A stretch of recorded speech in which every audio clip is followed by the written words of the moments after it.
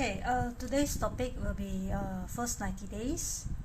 Topic number one will be promote yourself. Okay, how can you avoid this trap? Okay, the question will be, how can you be sure to embrace the challenges on your new position? Okay, so today's topic will provide some basic principles for mentally getting ready for your new position. So today I'm going to explain to you, establish a clear breakpoint. Okay, so first is you have to move from one position to another, which usually happens in a blur.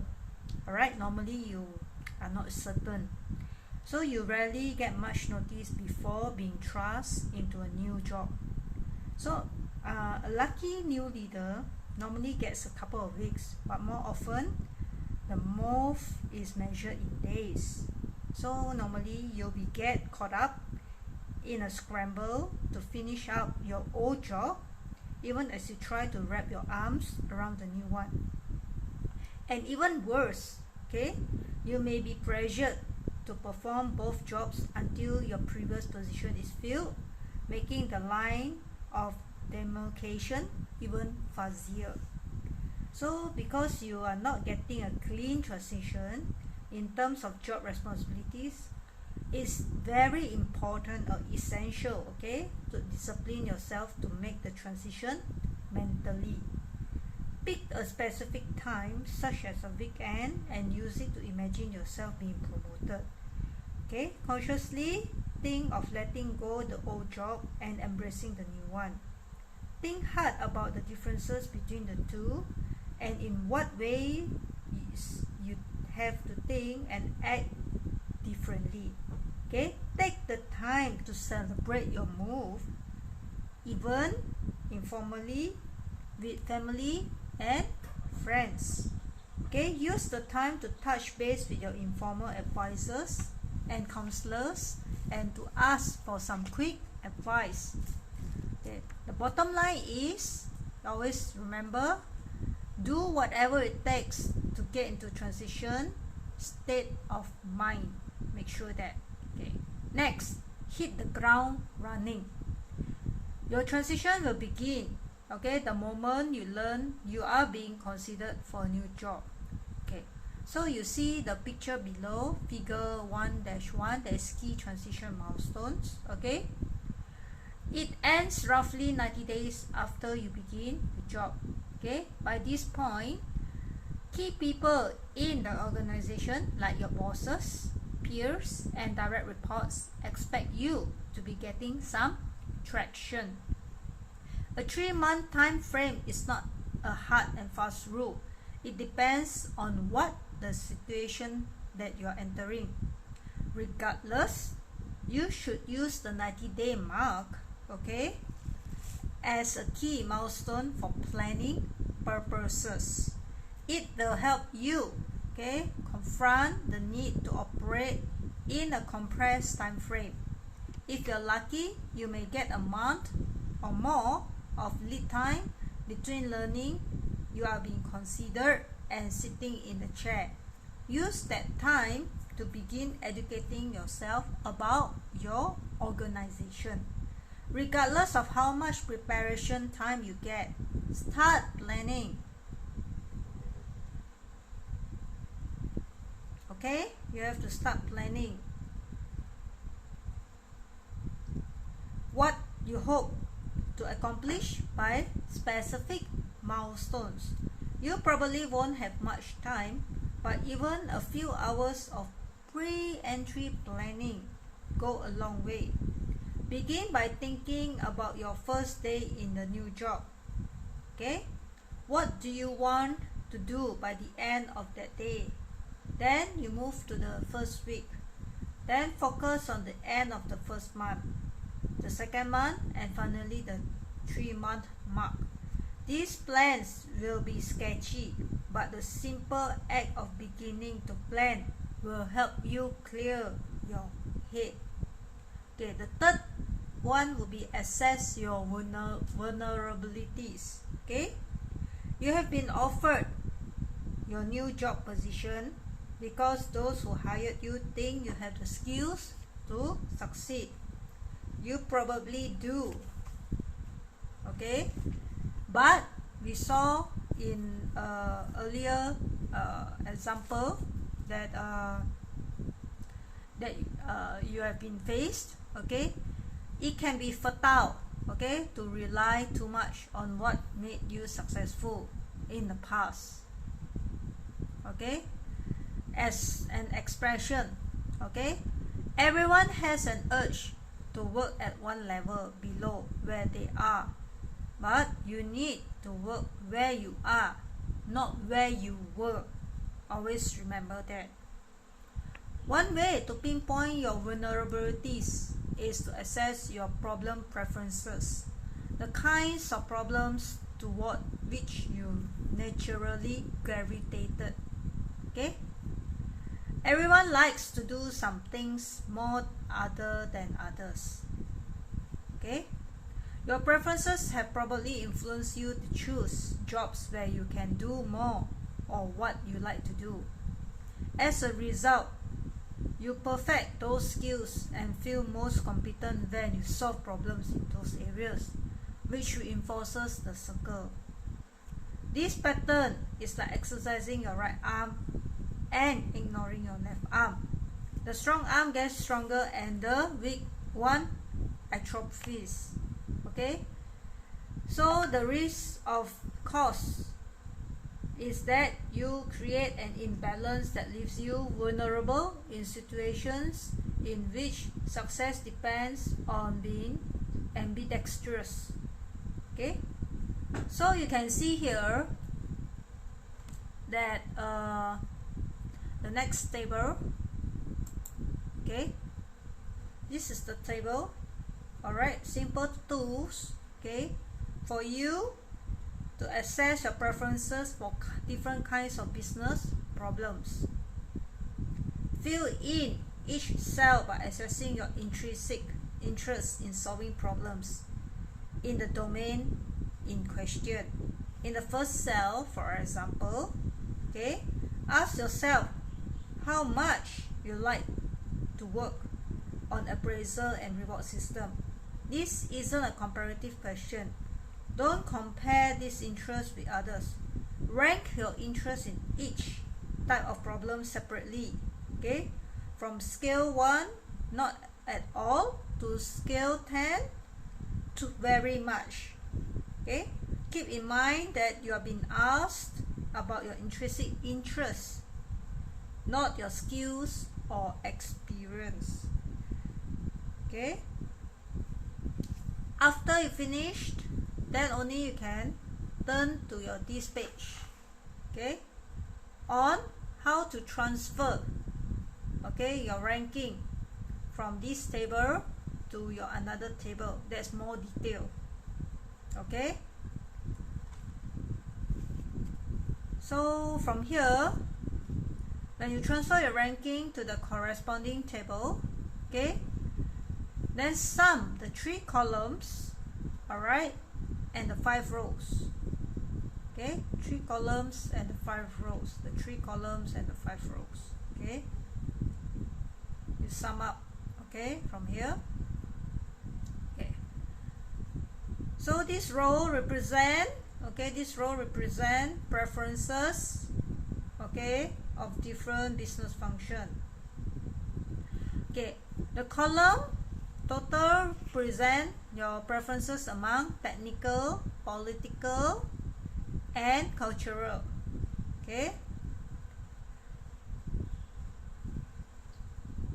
so the technical problem encompass strategies, markets, technologies, processes. Okay, political problems concern your power and politics in the organization, and cultural problems that will be involved on values, norms, and guiding assumption.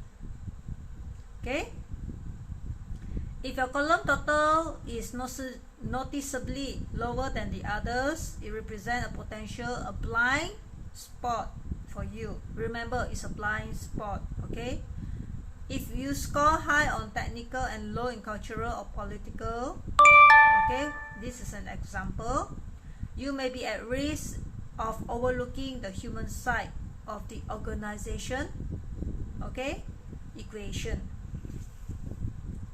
So when it comes to this table, all right, this row represents your preferences for different business. Okay, a low score in any row suggests that you prefer not to grapple with problems in that functional area.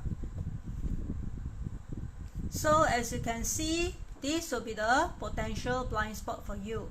Okay, the result of diagnosis exercise should help you answer the following question. Okay, like in what spheres do you enjoy solving problems? In what spheres do you least eager to solve your problems? And what are the implications for potential vulnerabilities in your new position?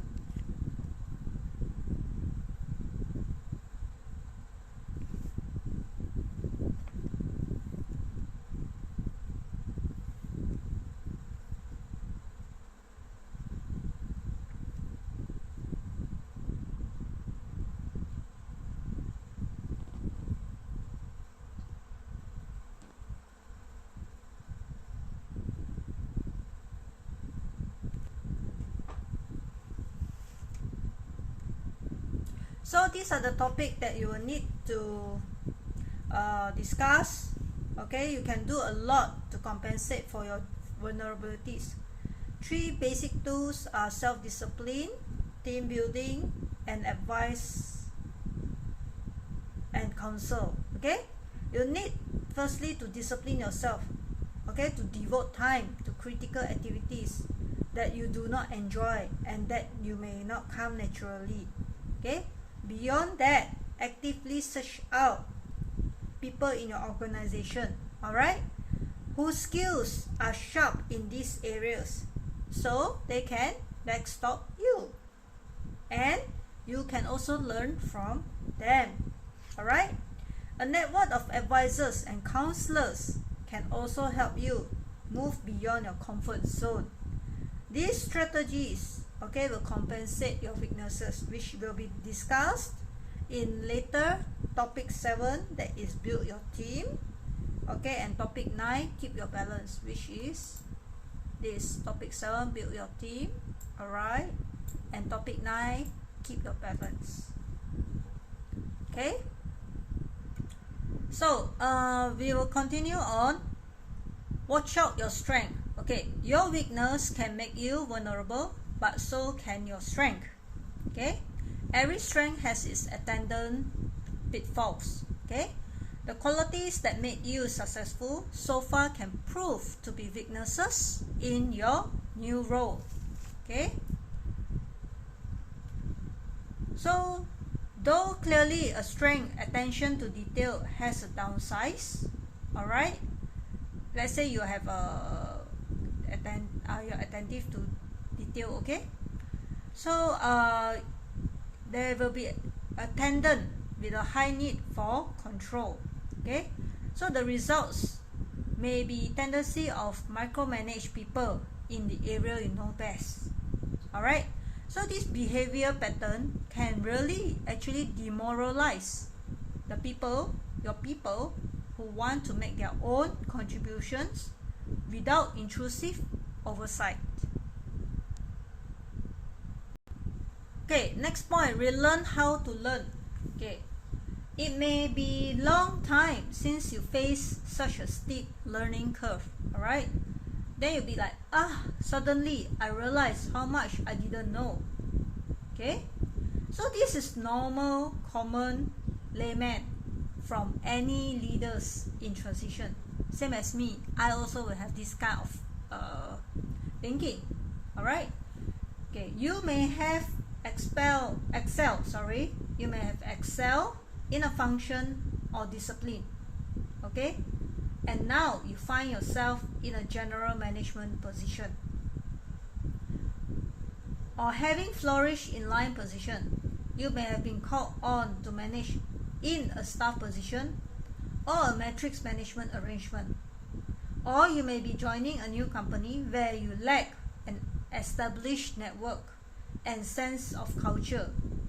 Okay, so regardless, you suddenly need to learn a lot and in a fast way. Okay, having to start learning again can evoke long buried and unnerving feelings of incompetence and vulnerability, especially if you suffer any early setbacks. You may find yourself mentally revisiting a juncture in your career when you had less confidence. Perhaps you will make some early missteps and experience failure for the first time in ages. So you unconsciously begin to gravitate toward areas where you feel competent and people who reinforce your feeling of self-worth. New challenges and associated fears. New challenges and associated fears of incompetence can set up a vicious cycle of denial and defensiveness. Okay, like what Chris Argyris noted, teaching smart people how to learn in the Harvard Business Review. Because many professionals are almost always successful at what they do, they rarely experience failure. And because they rarely fail, they never learn how to learn from failure. So whenever their learning strategies go wrong, they become defensive, screen out criticism, and put the blame on anyone and everyone but themselves. In short, their ability to learn shuts down precisely at the moment they need to in most. Put bluntly, you can decide to learn or you can become brittle and fail. Okay? Your failure may be dramatic or it may be death by 1,000 cuts. Okay? But in this case, it's inevitable. As we discuss in the next topic, denial and defensiveness are a sure recipe for disaster. Relearning to learn can be painful. Transitioning into a new job may revive some deep fears about your capabilities that you thought you had long laid to rest. So if you find yourself waking up in a cold sweat, take comfort. Most new leaders experience the same feelings, and if you embrace the need to learn, you can surmount them. Okay, my next topic will be point will be rework your network. Okay, as you advance in your career, okay, the advice and counsel you need changes. Promoting yourself calls for working proactively, proactively to restructure your advice and counsel network. Early in your career, there is a premium on cultivating good technical advisors, experts in certain aspects. Alright, like for example, in purchasing, in marketing, sales, or finance, okay, for instance, who can get you help your work done. As you are progressively promoted, however, it becomes increasingly important to get good political counsel and personal advice. Political counselors help you understand the politics of the organization, which is especially important when you plan to implement change. Personal advisors help you keep perspective and equilibrium in times of stress.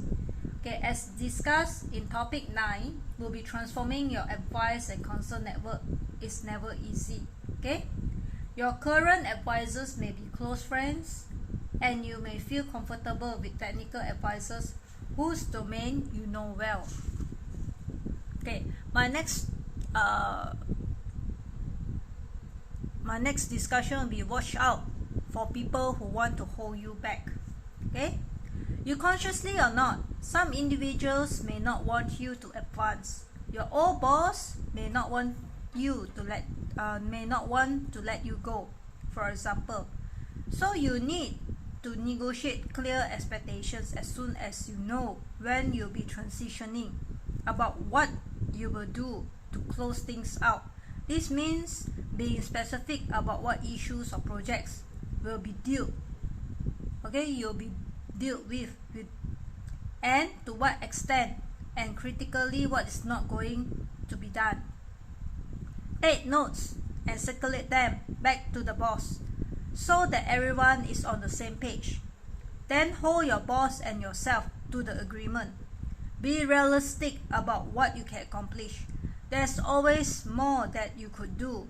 So keep in mind that time to learn and plan before you enter a new job is very precious commodity. Friends may not want their relationships with you to change, but change they must. And the sooner you accept that and help others to accept it too, the better. Others in your organization will be looking for signs of favoritism and will judge you accordingly. If you have been promoted to supervise people who were once your peers, some may be jealous. Some may even work to undermine you. This may be subside with time, but expect early tests of your authority and plan to meet them by being firm and fair. If you don't establish these limits early, then you will live to regret it. Getting others to accept your promotion is an essential part of promoting yourself. So if you conclude the people in question are never going to accept the situation, then you have to find a way to move them out of the organization as quickly as possible. Alright, my another point is overcoming the barriers. Okay, promoting yourself, okay, turns out to be hard work, and some of the barriers may lie within you. You need to take a few minutes to think hard about your personal vulnerabilities in your new position, as revealed by your analysis of your problem preferences. How will you compensate for them? Then think about the external forces. Okay, right now we are talking about this. Okay, how can you avoid that outcome? Okay, to borrow the old saw, promoting yourself is a journey and not a destination.